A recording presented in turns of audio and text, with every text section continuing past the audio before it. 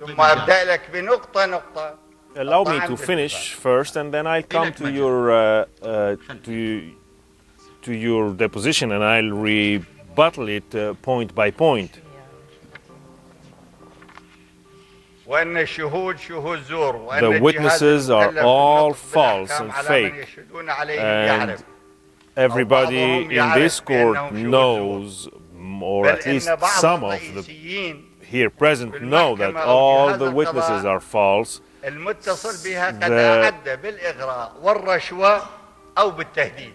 The prosecution of this court have bribed or threatened or lured the witnesses to come here and testify against me. And do you think that false witnesses that have been lured or bribed or threatened, do you think that says much about the court? Does that say that the court is fair? What is your proof that the witnesses are false? Do you have any proof of that, or is it just your opinion? Your Honor, yes, we give you a chance to talk, but if you have to prove what you say. Your Honor, I know that you're an old lawyer and you have been in courts for some time, and have you ever seen that a judge gets impatient with a defendant that is defending himself? And I'm not even defending myself, I'm defending the Iraqis. Yes, what we need you to do is to keep within the context of the trial. Don't go out of the subject. Mr. Rauf, if I go out of the subject, please be patient with me. If you want to add that to the charges against me, then I won't be upset. You can do that. What I'm saying is purely legal. This is legal. When someone is on trial by a court, that person knows that some members of that court have bribed and threatened witnesses to come testify, can he not say that? Ladies and gentlemen, or your credentials in truth are completely illegal, and no one can ever be fooled or trust that such an institution can reach the truth if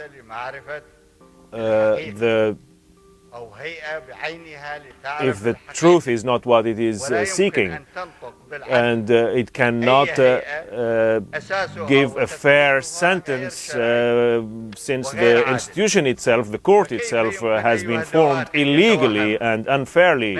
How can you believe that? How can anyone believe that the president of Iraq is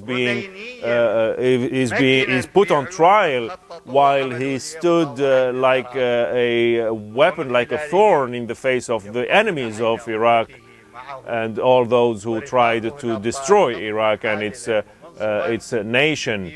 How can you think that that person can ever be treated fairly in a court that is protected by the Americans, by the occupying forces? There are no Americans in here. We remind the defendant. Madam, if you speak again without being allowed to, I'm going to have to put you in jail for 24 hours. No, I am the lawyer, and the right to defend is sacred. There is an American here present. Why you're saying that there are no Americans in the courtroom, and there is one there? Go ahead. I have to clarify that I love Iraqis, and I was pointing at the door, and if we open the door right outside the courtroom, you'll find the American soldiers who are protecting you. and the tanks that are around you who are protecting you. No, don't tell me, Your Honor, that these are non-governmental organizations. If you have not seen the tanks, just walk out of this palace and you'll see the tanks who are protecting you. You are being protected and your court is being protected. I am protected by God. Yes, I know. If you are a fair and honorable, then you have nothing to fear. If not, then you can fear anything.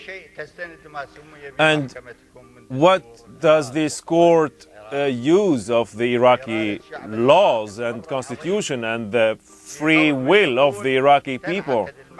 The court should be set in the name of the people, and what all the forging and the falseness that has led to the formation of this court, and all those who condone forging. If anyone here can't see that all the good people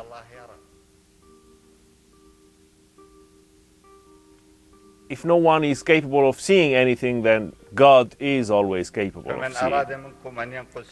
Those who want to save their souls and save the honor of their citizenship, they have to defend themselves. Each one has to do it in the way they know best. But my soul gets saddened and I get upset, and my heart is in tears when any Iraqi is not being treated fairly. And I hate to see any Iraqi being put under any unnecessary hardship.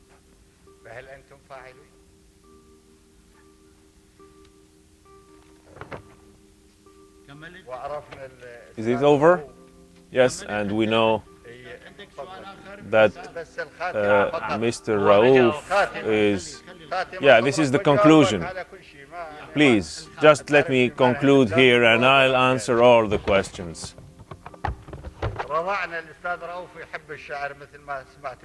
We know that Mr. Raouf likes poetry, so I wrote 3 verses for him.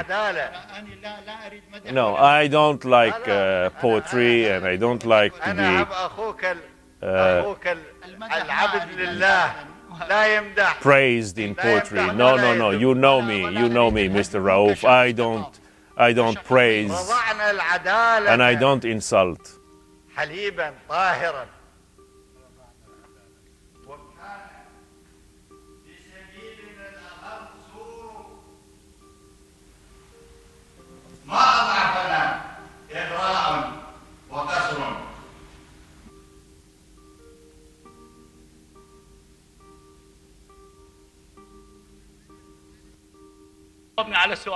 He never answered my first question.